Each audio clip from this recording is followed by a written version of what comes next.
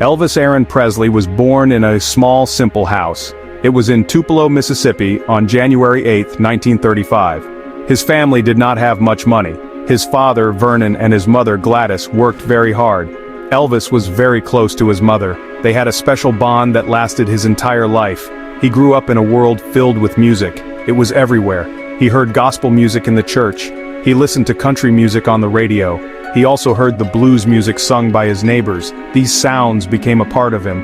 They were the first seeds of the music he would one day create for the world. His family moved to Memphis, Tennessee when he was a teenager. This move was very important for Elvis. Memphis was a city alive with music.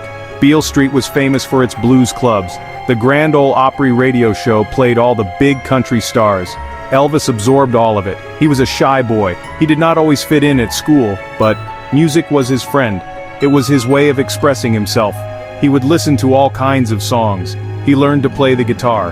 His mother bought him his first one for his 11th birthday. It was a simple gift, but it changed his life forever. The young Elvis never dreamed of becoming a star. He was just a boy who loved to sing. He sang for himself. He sang for his family. He practiced in his room, trying to sound like the singers he heard on the radio. He mixed the styles he loved. He blended the soulful feeling of gospel with the storytelling of country. He added the raw energy of the blues. This mix was something new. Nobody had ever heard anything quite like it before. It was his own special sound. It was the sound that was waiting inside him, ready to come out and change everything. His first real step into music was a small one. He went to a place called Sun Studio. It was a recording studio in Memphis run by a man named Sam Phillips. Elvis wanted to record a song for his mother's birthday. It was a gift, a personal thing. He paid a few dollars and sang 2 songs. Sam Phillips was not there that day, but his assistant was. She heard something special in the young man's voice. She wrote a note for Sam. Good ballad singer. Hold. That small note was the beginning of a very big story. The world did not know it yet, but a king was about to be discovered. Sam Phillips was a man with a vision. He owned Sun Studio and he was searching for a new sound. He famously said, "If I could find a white man who had the Negro sound and the Negro feel, I could make $1 billion." He was looking for someone who could bring the power of rhythm and blues to a wider audience. Many young singers came to his studio. They tried to impress him, but none had that special something he was looking for. He remembered the note about the young man who sang a ballad for his mother. He decided to give Elvis a call. He invited him back to the studio to try recording again. The first sessions did not go very well. Elvis was nervous. He sang the popular ballads of the day, but the magic was not there. Sam Phillips was about to give up. He told Elvis and the other musicians to take a break. During the break, Elvis started to have fun. He picked up his guitar and began to sing an old blues song called "That's All Right." He sang it fast, he sang it with energy. He was jumping around, just playing for himself. The bass player, Bill Black, and the guitarist, Scotty Moore, joined in. They were just having fun, not trying to make a record. Sam Phillips heard the sound from the control room. He stuck his head out the door and asked, "What are you doing?" Elvis and the others stopped, thinking they were in trouble, but Sam was excited. "Do that again," he said. He quickly hit the record button. In that moment, something new was born. It was not country, it was not blues. It was something in between. It was rock and roll. The song, "That's All Right," became Elvis's first single. It was fresh, exciting, and completely different from anything else on the radio. It was the sound that a whole generation of young people was waiting to hear. When the local radio stations first played "That's All Right," the reaction was immediate. The phone lines lit up with calls. People wanted to know who this new singer was. They had never heard anything like him. His voice was full of emotion. The music had a beat that made you want to move. Many people who called in thought Elvis was a black singer because of his style. When the disc jockey, Dewey Phillips, told them he was a white boy from a local high school, they were shocked. This mystery only made people more interested. A star was not just born, he had exploded onto the scene. The release of "That's All Right" was just the beginning. Elvis started performing live shows and his fame grew with every performance. Young people, especially teenagers, loved him instantly. He was not like the calm, quiet singers they were used to. Elvis was full of energy. He moved his hips, he shook his legs, he poured all his feelings into his songs right there on the stage. This was completely new and shocking to many adults. But for the kids, it was exciting. It felt like he was singing just for them. He represented a new kind of freedom that they had never seen before. This incredible reaction from fans became known as Elvis Mania. When Elvis performed, girls would scream, they would cry, they would try to jump on stage just to be near him. It was a level of excitement that no one had ever witnessed for a single performer. He had a unique style. He wore colorful clothes, often pink and black. He grew his hair long and styled it in a way that became famous. He was handsome, he was talented, and he had a rebellious charm. He was everything that young people wanted to be, and parents were often worried about his influence. A man named Colonel Tom Parker saw the potential in Elvis. He was a smart and tough manager. He knew how to make someone a star. He took over as Elvis's manager and started getting him bigger and better deals. He got Elvis a contract with a major record label, RCA Records. This meant Elvis's music could be sold all over the country, not just in the South. Colonel Parker also arranged for Elvis to appear on national television. These television appearances would take Elvis from being a regional sensation to a national superstar, changing the entertainment world forever. The partnership with Colonel Tom Parker was a turning point. Elvis was no longer just a singer from Memphis. He was becoming a brand. The Colonel made sure Elvis's face was everywhere. There were Elvis dolls, Elvis lipstick, Elvis lunchboxes, and all kinds of merchandise. This was new for the music industry. Elvis was more than a musician. He was a cultural phenomenon. His every move was watched. His every song was a potential hit. The world was falling in love with the boy from Tupelo, and Elvis mania was sweeping across the nation like a wildfire. Elvis's television appearances in 1956 were legendary. They brought his electrifying performances directly into American living rooms. One of his most famous appearances was on The Milton Berle Show. When Elvis sang Hound Dog, he moved his body in a way that television audiences had never seen. He swiveled his hips and shook his legs with a raw energy that was captivating. The performance caused a huge controversy. Newspapers and critics called it scandalous and vulgar. They said his dancing was not appropriate for family television. But the more the adults complained, the more the teenagers loved him. Another huge television event was his appearance on The Ed Sullivan Show. Ed Sullivan was the host of the most popular variety show in America. At first he said he would never have Elvis on his show because he was too controversial, but Elvis was too popular to ignore. So Ed Sullivan booked him for 3 appearances. For his final appearance, the producers made a famous decision. They decided to film Elvis only from the waist up. They were afraid his dancing would cause more outrage. This only made him seem more rebellious and cool to his young fans. Over 60 million people watched that show, a record at the time. On stage, Elvis was the king of showmanship. He knew how to connect with an audience.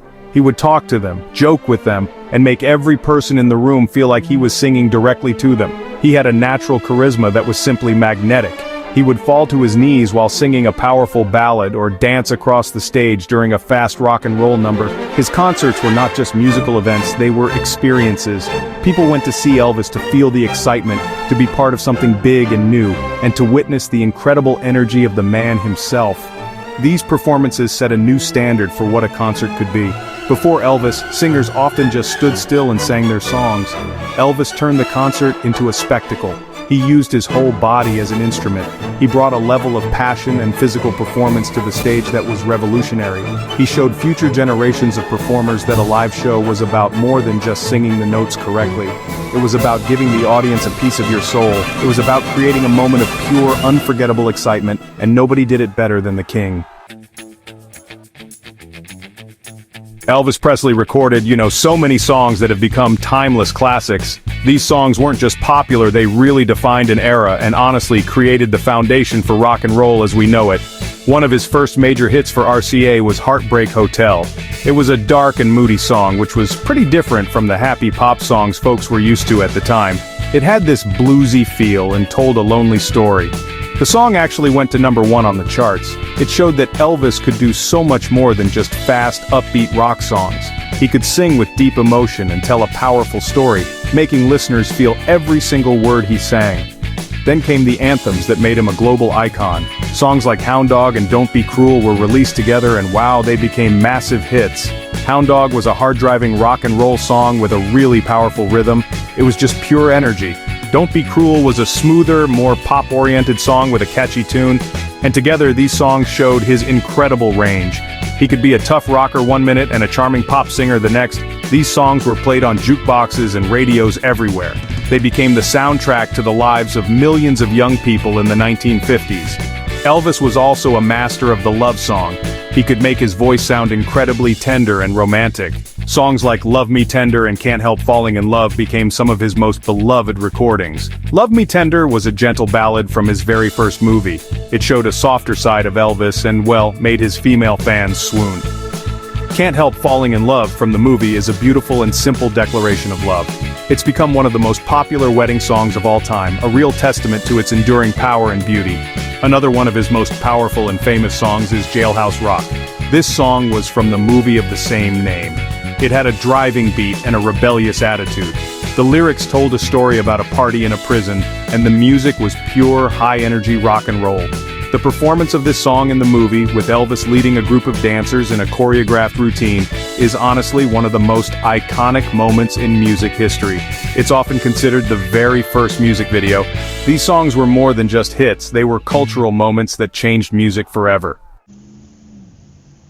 After conquering the music world, Hollywood came calling.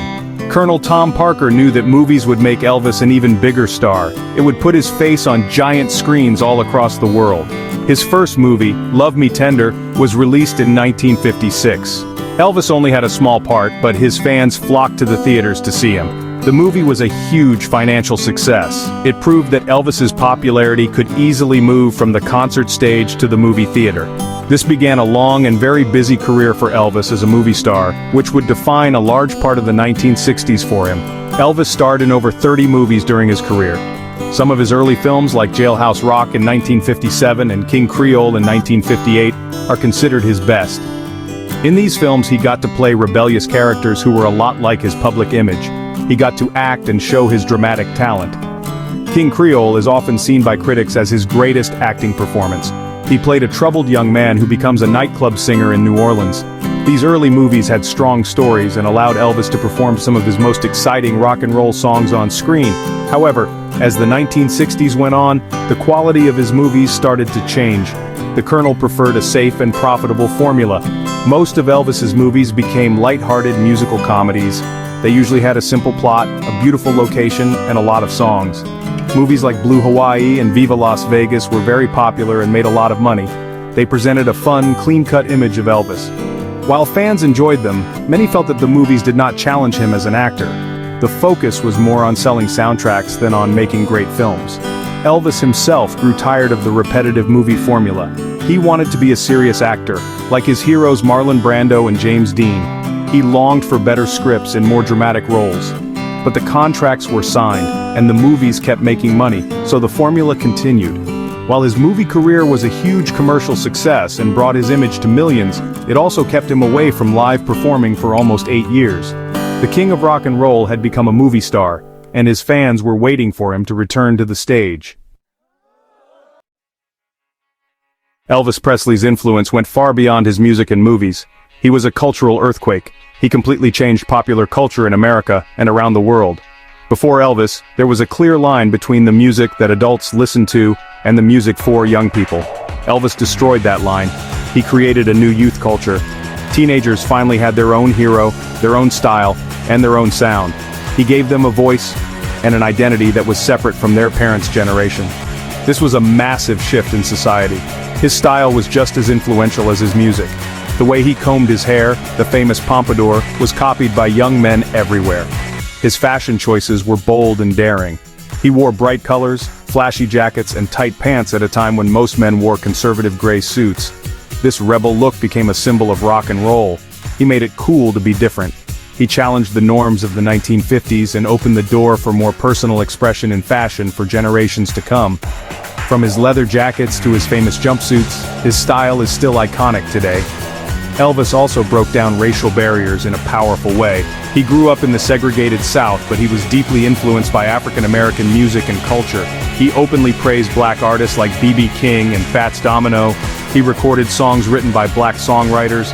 By bringing rhythm and blues to a massive white audience, he helped to popularize black music.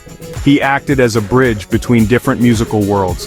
While the issue is complex, many black artists at the time said that Elvis opened doors for them and helped their music reach a wider audience than ever before. His impact created a blueprint for the modern pop star. He was the first artist to be a superstar in music, movies, and television all at the same time. The idea of merchandise, from t-shirts to lunchboxes, all started with Elvis. He showed the world how big an entertainer could become. Every major music star who came after him, from the Beatles to Michael Jackson to Bruno Mars, owes something to Elvis. He wrote the rule book for fame in the 20th century. He wasn't just a singer, he was the first true global icon of the pop culture age. After years of making movies, Elvis was eager to return to what he loved most, performing for a live audience. In 1968, he made a television special that is now famously known as the '68 Comeback Special. He was dressed head to toe in black leather. He looked fantastic and sang with a passion and power that no one had seen from him in years. He sang his classic hits and new material. The show was a massive success. It reminded everyone that Elvis was still the king of rock and roll. It was a powerful statement that he was back and better than ever. Following the success of the Comeback Special, Elvis decided to stop making movies and return to the stage for good. He began a new chapter of his career in Las Vegas. In 1969, he opened a show at the New International Hotel. This was not the old Elvis in a small club, this was a huge production. He had a full orchestra and a gospel choir backing him up. He wore his now famous elaborate jumpsuits decorated with jewels and chains. His Las Vegas shows became legendary. He performed with incredible energy, and his voice was arguably at its peak, rich and powerful.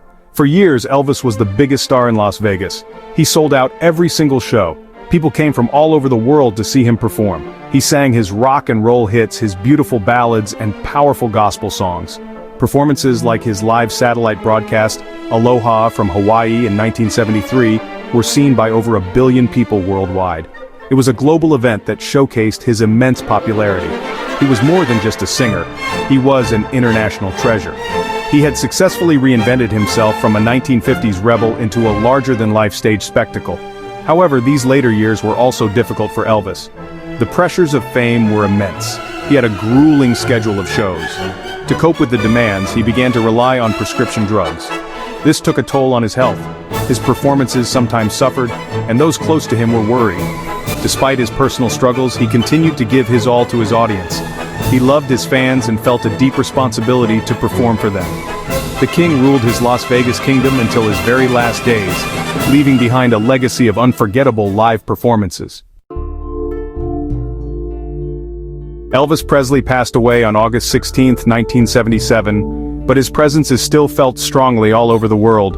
His home, Graceland in Memphis, is the second most visited home in the United States, after the White House. Millions of fans make the pilgrimage to walk through his house, see his gold records, and pay their respects at his grave.